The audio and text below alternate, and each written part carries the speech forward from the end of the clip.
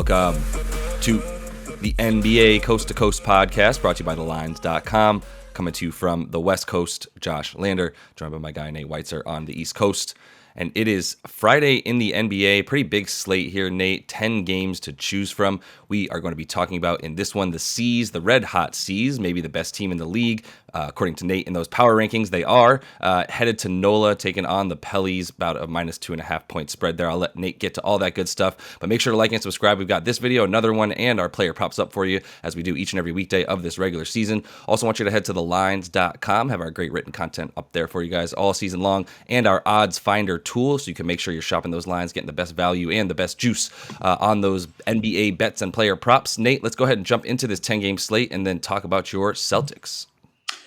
Yeah, we got the Heat -1 at Wizards. That's the first game we're going to talk about in our other video there. First game on the slate, some injury news to watch. And then we got Hornets +10 at the Cavs, who are back home after struggling on the road. Bucks are +2 at the Sixers. That's going to be a good one to watch. SGA and the Thunder +6.5 at Memphis, who just got JJJ back. The Magic +9 at Bulls. Pacers -5 at Rockets. Nuggets without Jokic are +8.5 at Dallas. Then we looking at the Celtics here, -3 at the Pelicans. We'll get back to that one in a second. The last two games, Suns -1.5 at Jazz. And then the Pistons, who are beating the Clippers right now, +7 at the Lakers as they stay in LA. Yeah, Celtics open -2. It's creeping up because they've been just blowing doors off people during their 8-game win streak. I actually don't know if that's going to continue in terms of them winning, but at a total of 227, that's only barely started to come up right now. I'd be hitting the over as soon as possible, basically. Malcolm Brogdon's going to be back for the Celtics, pretty much expected to return. That's only going to help their offense. Marcus Smart is questionable with that ankle, and if he's out, that's not going to help their defense. We nailed the under in their last game against Atlanta. Thought Atlanta would hang around and make it a close game in the fourth quarter, which actually probably would have screwed that under.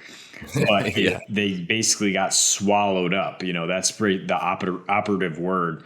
So Boston's big wings just like gave Trey and DeJounte nothing, but New Orleans is so big and rangy that, I mean, you can't just expect to shut this team down. And they were going under pretty consistently until all of a sudden they caught fire from beyond the arc, and they're back-to-back wins over Memphis and Chicago.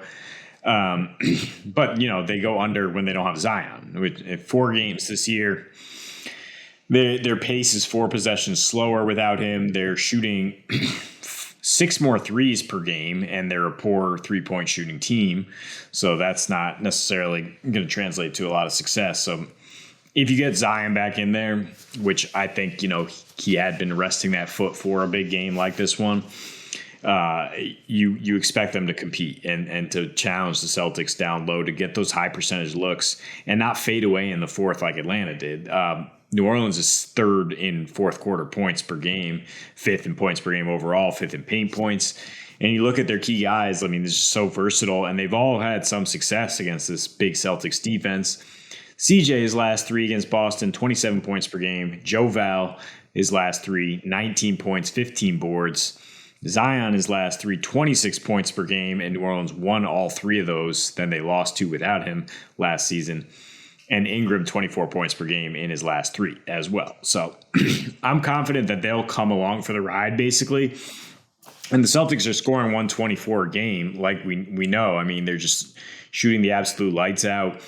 New Orleans, I mean, they kind of press you to come inside the arc and do your damage. They're 2nd in opponents' 3-point percentage, but still allowing a lot of attempts. I don't know if there is anybody on the Celtics you can really dare to shoot right now.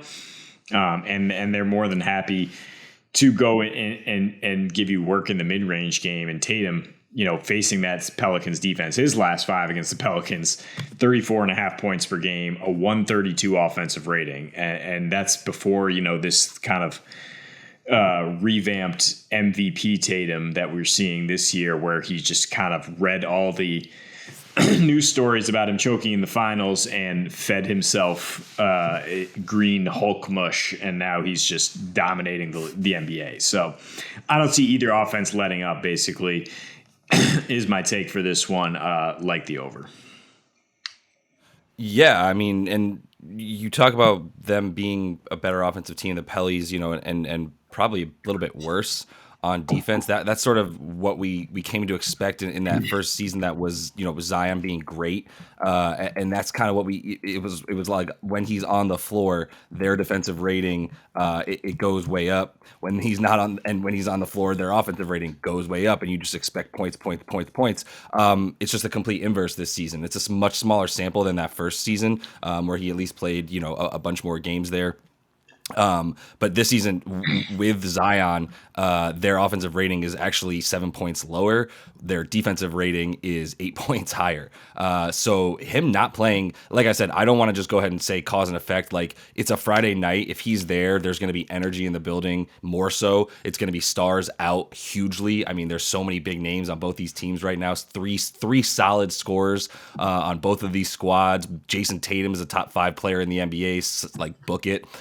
Jaylen Brown, when he wants to like bully people, get a rebound, and go to the other side, there's not a player that I've seen that can hang with Jaylen Brown when he gets a rebound and goes to the other side of the floor and just bully balls his way to the floor. When he looks like that, I'm like, is he the best player of this team? Like, meanwhile, Jason Tatum. So I'm just very impressed with them. I'm impressed with the way that they beat the Hawks. They kind of won that game in the beginning and middle of the third quarter, and then honestly they still won the fourth quarter and beat the crap out of the Hawks and just kept it going. And we saw them do that when they took over last year. Somewhere right around the All-Star break when they went on that run. Right, it started in like January, and then we were all like, "Wait, this is like the best team in the NBA," and they were winning games by like 30 points, and it was over in the second and third quarter because of the fact that they just stuff it down your throat. And I'm hoping that that's the case, because that's just firepower against firepower now. We're talking about two of the best transition teams in the league.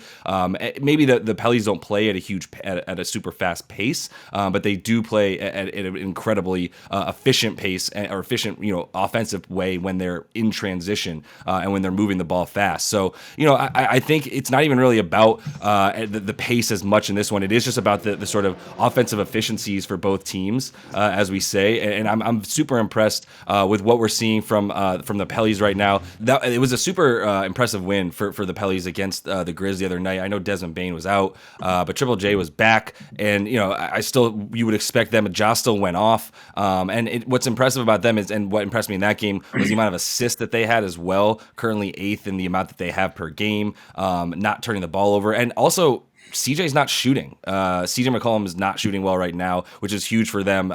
Trey Murphy is shooting incredibly well, especially over the last 3 or 4 games where he's been making shots like from half court. Like, all of a sudden you have to pick up Trey Murphy from half court, which is wild. But yeah, I mean, if CJ positively regresses from his 40-31 splits, especially that 31% from the field, then at 7 attempts, I think you've got to continue to feel good about the Pellies.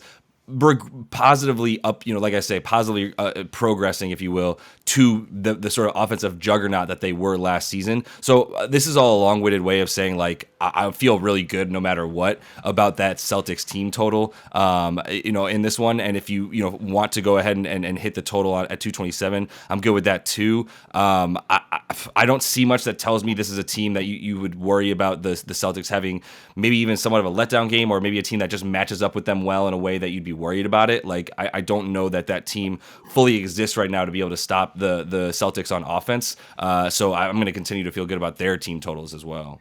Right. I mean, I don't think they're going to fall off a cliff suddenly. I mean, the gap between the Celtics and the second place offense right now, the Kings, is the same, is greater than the gap between the Kings and the 11th place offense. So they have a long way to go to become anywhere close to an average offense. And it's really just a question of, is the other team going to be able to keep pace? And not only the Pelicans have a great starting lineup, but you mentioned Trey Murphy, Alvarado, Larry Nance Jr., who, by the way, is the second best offensive rating in the NBA somehow.